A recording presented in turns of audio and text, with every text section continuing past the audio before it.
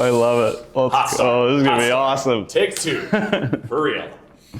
As they are just days away from competing in their first exhibition games of the season, I am joined by the head coach of MSOE Raiders hockey, Brandon Richards. Coach, how are you doing today? Doing well, man. Thanks for having me. Let's get right into it, Coach. Last season, only 3 seniors on the squad. This year, if I counted correctly, of 14. Does that change the demeanor of the squad at all? Obviously, not like they were young pups last year as juniors, but what's the demeanor change like with that much veteran leadership? Yeah, I think it just puts it in perspective. You know, those 14 seniors that we do have, it's their last year, right? So it's all or nothing. For sure. So they bought into our concepts, right? They want success. They're tired of kind of the past 3 years and what we've been in the conference, right? So it's just very helpful to have that leadership on the team and everybody driving the same boat. For sure, and that's a great segue into the next question. By the time that this comes out, the NCHA preseason poll will have released. You guys were voted 5th, and I assume that puts a chip on your shoulder because you never want to be 5th. You know, you want to be favored to at least be looked at like a home playoff team kind of squad. But at the same time, maybe haven't had consistent enough success to deserve, you know, one of those top 4 spots.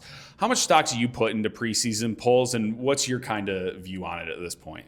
I mean, for me, our conference is one of the top in Division III hockey, right? Like we had, in the last year, we had in the top 5, everybody ranked in the top 20 in D3, right? Our number 10 team that finished in the conference beat Adrian, right? So like any given night, it's a game, right? So I don't put too much stock into preseason polls. Yes, obviously it's nice to be recognized, right? But at the same time, if we're lower, it puts a chip on our players' shoulders to show the league and the conference, right? So for us, it's, you know, take it game by game and go from there. For sure. And I mean, you obviously talk about, you know, Adrian getting beat by the lower teams. I mean, you've been on both sides of that coin where, you know how good it feels to upset one of those teams that's viewed as better than you. But then, you know, when someone who you view as inferior necessarily comes along and hangs with you, it's like, oh, hey, all right, let's tighten the screws up a little bit here.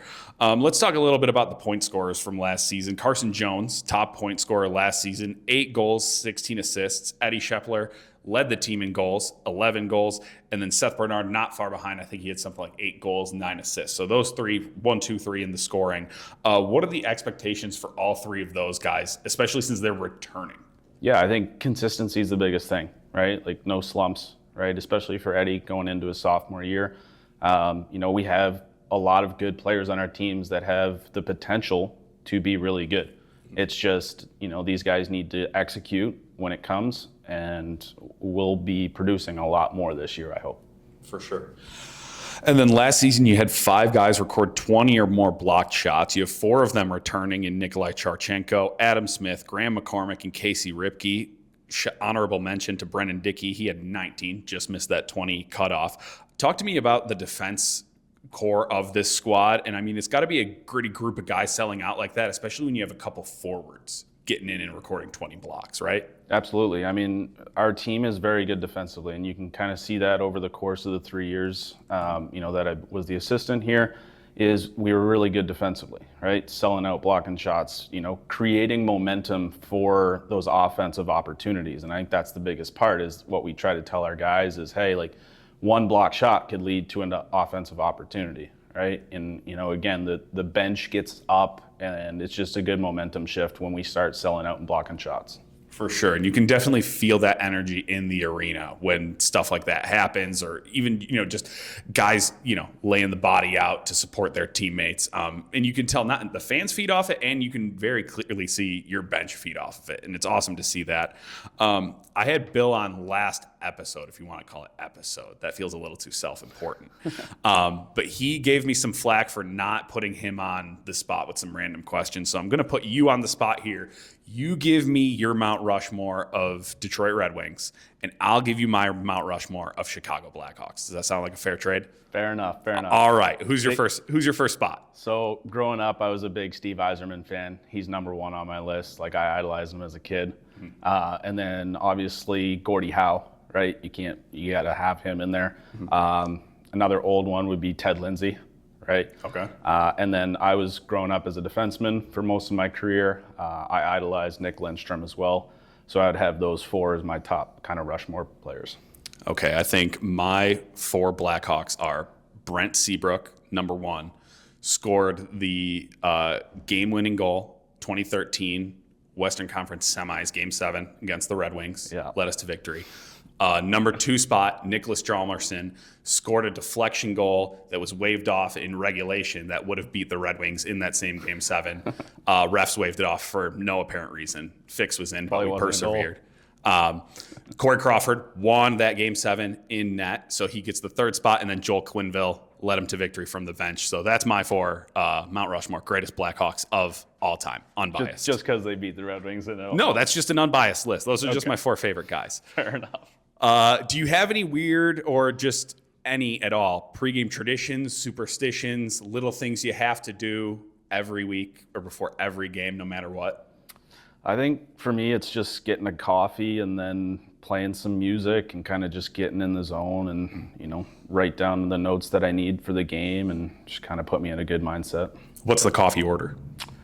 Depends on where it's at, right? Starbucks, go with, oat milk, shake, and espresso. If I go Dunkin', just hot coffee with hazelnut cream. Just kind of depends on where the coffee's getting it from. Alrighty. And then what kind of music are you before pregame? Is it like, are you ramping the energy up? Are you trying to stay mellow? What's the mix like? Yeah, hit or miss.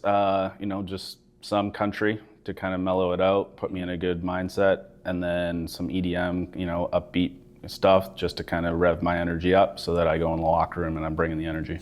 For sure. Love to hear that.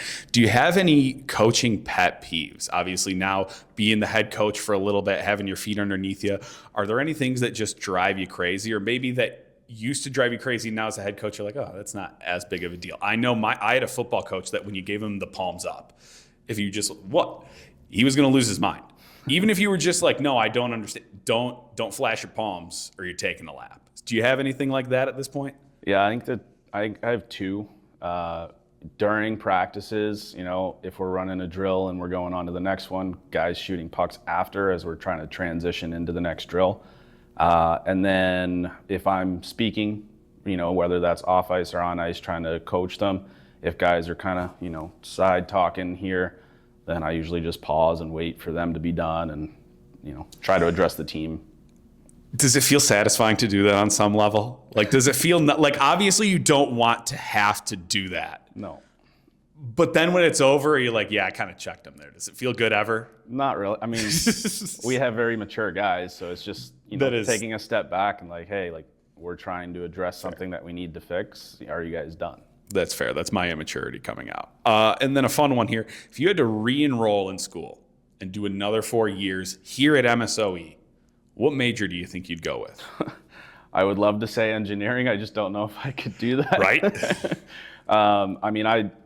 I graduated sports management and got my MBA, so I'd probably go back and do the business school here because they teach it a little differently, hands-on, right? So I think I would thrive in that kind of atmosphere. But I would love to say engineer because, again, our engineers are set for life here. Yeah, I'd set the over-under at like 3.5 weeks on how long I'd last as like an electrical engineer or something. I was good at math, but like I just don't know if I could do the high-level concepts. Right. Yeah. Never had that in me. All right, let's get back on track here. Austin Schwab returns for his 4th and final season as the Raiders' primary goaltender. You've had an up-close seat to see him kind of develop over the years. What has he brought to the team over those 4 years? I mean, I haven't been around D3 hockey very much, but I'd assume it's rare to have a goalie come in and be the undisputed starter for 4 straight seasons at a school. Yeah, I mean, Austin's been awesome for us, right? He's a senior captain for us, and through the past 3 years, he's had stats in our conference to be the top 3 goalie in our conference every single year. Freshman year, he had a great opportunity to come in and be that starter and make a name for himself, and he just hit the ground running, right? Like he's played in 15 plus games for the past 3 years for us. He'll probably play quite a bit for us this year, right, as our senior captain, kind of leading the charge. But, we rely heavily on him, and he's definitely a pro goalie, so he's going to definitely have some opportunities in his career to play pro hockey. That's awesome to hear, and I want to ask you on this. I believe I forgot to circle on it earlier. You mentioned Schwab, one of the senior captains you got on this team. Who are the other captains, if you can share that information at this time? Yeah, absolutely. Carson Jones is our captain. We have Austin Schwab as one of our assistants. Jack Cargus is one of our assistants, and then Casey Ripke is also one of our assistants. Shout out to all four of those guys and their hard work being recognized. You guys got to welcome Oliver O'Hagan to campus a few weeks back for his signing day. Talk to me about what that was like to see the guys working with Oliver and Team Impact on his special day here, and what that day was like for you personally. It was unreal, just to kind of share that experience with Ollie and his family, seeing him light up, right? And just putting a smile, like his smile puts a smile on our faces, right? When Ollie has a good day, we have a good day, right? And just showing that support to Ollie and his family, that we're supporting him and his cause. And again, our guys just loved it. They loved to be a part of it. They send them texts or videos, every week, just touching base with them. He is a part of our team, and we want to bring him here and just have his presence be felt as much as possible this season. For sure. And I don't know if your guys work harder on the ice or work harder trying to get a pop out of Ollie, because he's kind of a tough customer sometimes. He's not just going to give you a pity laugh because you're making a fool of yourself. You've got to come with some actual humor to get something out of that. He's a future Raider one day, man. I'm going to recruit him early.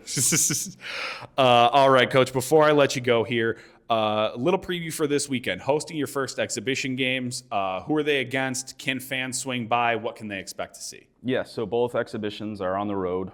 We got Friday night Lake Forest, 7 o'clock at their place. Yeah, you can swing by. It might be on video stream. And then we play Marion University Saturday at 4:30 at their place. You can swing by the Blue Line Family Ice Center there. I don't know if they're going to be streaming that game, so if you want to check it out, come in person. For sure. And then is that just going to be a traditional 3 periods, 20 minutes, straightforward? You guys going to have mandatory overtime, mandatory shootout? What's the forecast looking like? Yeah, I'd probably just play it as a normal game just to get our guys in the mindset. Back-to-back games here in college hockey, especially for our freshmen, to get them used to what it's going to be like for the next 25 games in the regular season. For sure. Well, Coach, we're all wishing you good luck here this season, and we'll hope to circle back with you before those outdoor games against Bethel. Thanks. Appreciate it, Greg.